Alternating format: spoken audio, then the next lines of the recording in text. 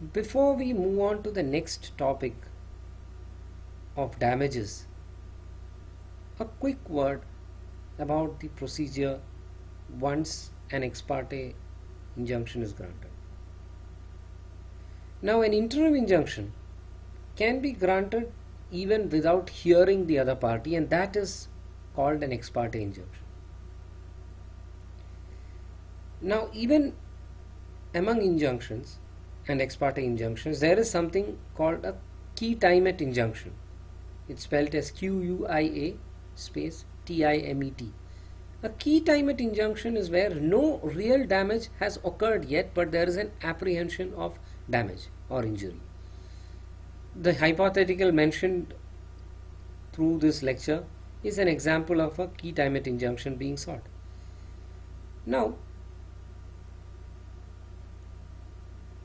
in some cases, the party may be of the fear that if the other side, that is the defendant, is aware of the litigation against him, he is going to release the film in advance and thereby ensure that an injunction does not fall to be of any great effect. In order to get over this, it is open to the plaintiff to move the court without notice to the defendant.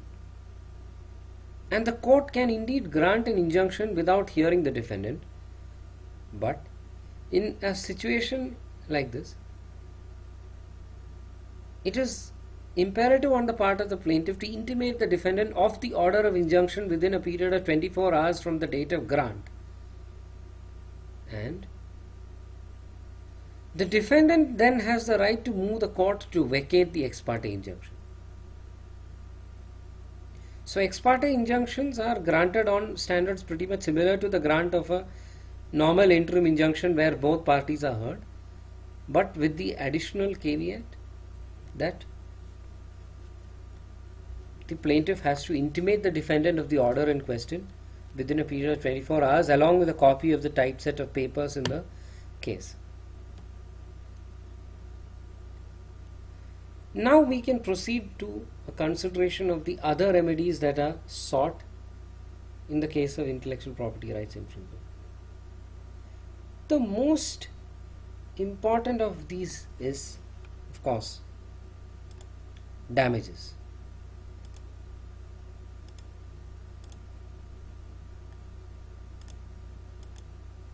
Damages are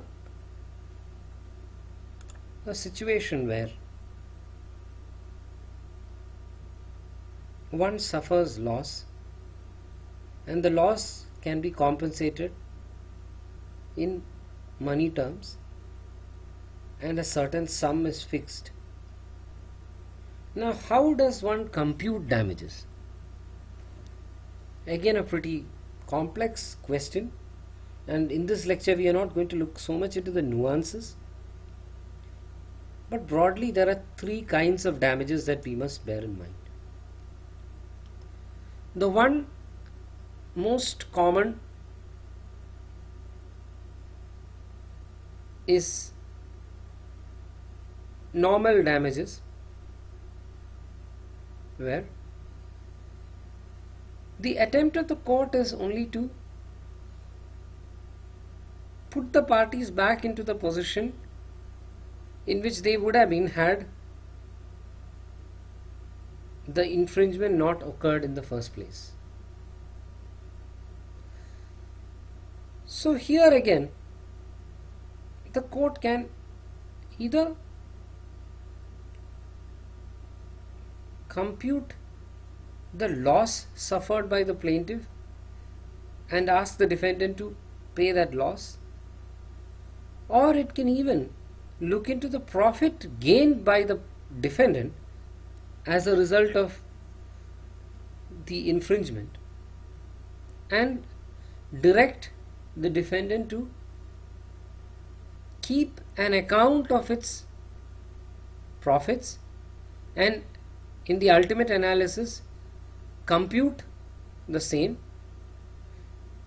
and based on the choice exercised by the plaintiff, either grant compensation for the losses suffered by the plaintiff or direct passing over of a percentage of the profits earned by the defendant. So the latter kind of relief is basically called rendition of accounts. So in many cases the court, even at the interim stage, and largely in cases where it is not fully convinced that granting an injunction would be fair to the defendant, as in it has its doubts as to whether such grant of an injunction would be fair at all. In such cases the court can, and the court does, still give some relief to the plaintiff by way of directing the defendant to maintain accounts. And in ultimate analysis, once the trial is over, if the court were to come to the conclusion that the plaintiff is indeed entitled to damages as a relief,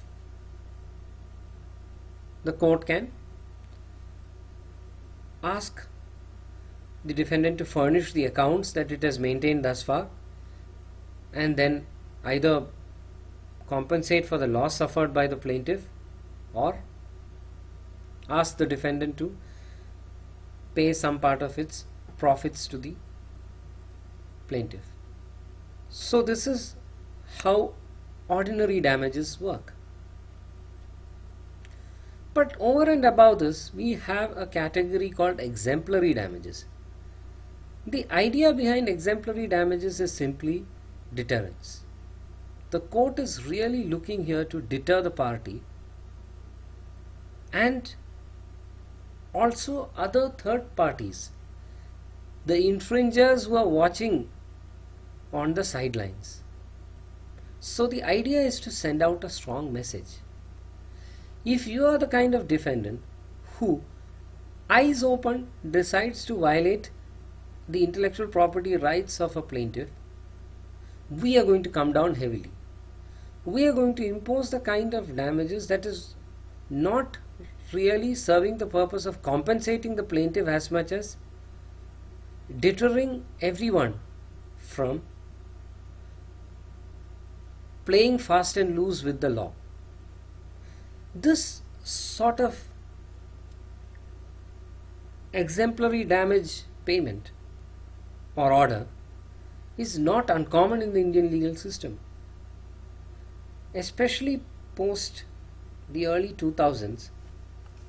Courts in India are very receptive in cases of willful infringement of intellectual property rights, especially in software piracy cases or in trademark counterfeit good cases, to impose such hefty damages. So exemplary damages today are, though not the norm, certainly a practice witnessed on the ground. As to the deterrence effect of these orders, I personally feel that in computer software piracy cases, many commercial organizations today, much more than the personal use licenses,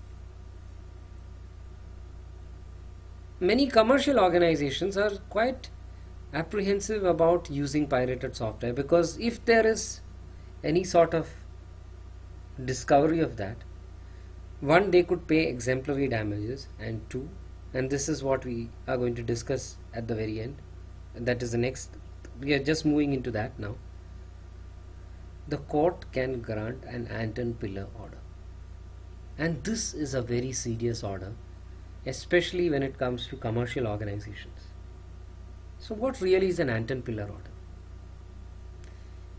It is not an order meant to deter parties, unlike an exemplary damages order, but it does have a significant deterrence effect today, the way it is being operationalized.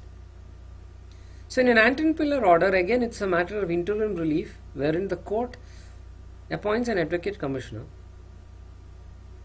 to go and search the premises of the defendant, to seize infringing material if any, and to report back.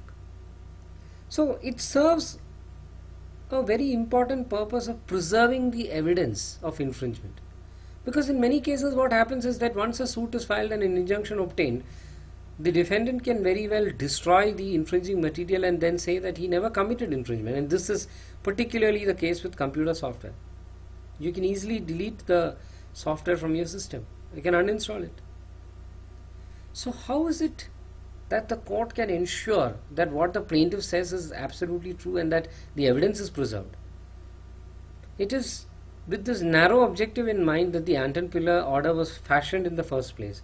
But today, the way the order is being operationalized, it can also at some level amount to a threat.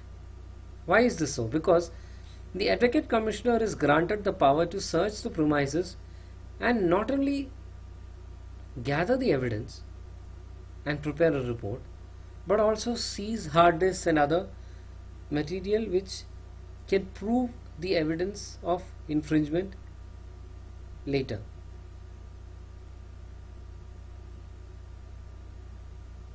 As a result, the entire business of the infringer or alleged infringer can be put to a standstill, and there is therefore the large apprehension and threat that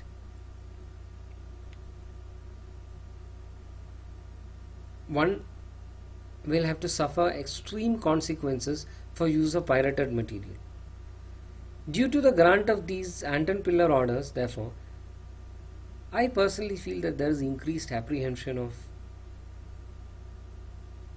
being caught on the part of commercial entities especially, and if being caught, being put to the kind of hardship that an Anton Pillar order does put you to, so parties are a lot more careful.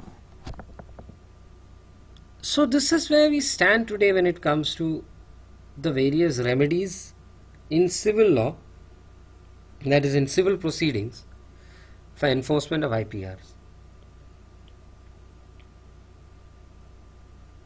Before concluding, I would just like to add that finally, as much as we can confer substantive rights of different kinds, the real protection of intellectual property,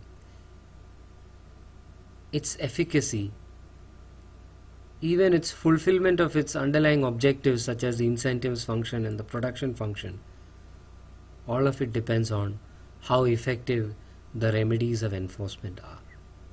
Thank you.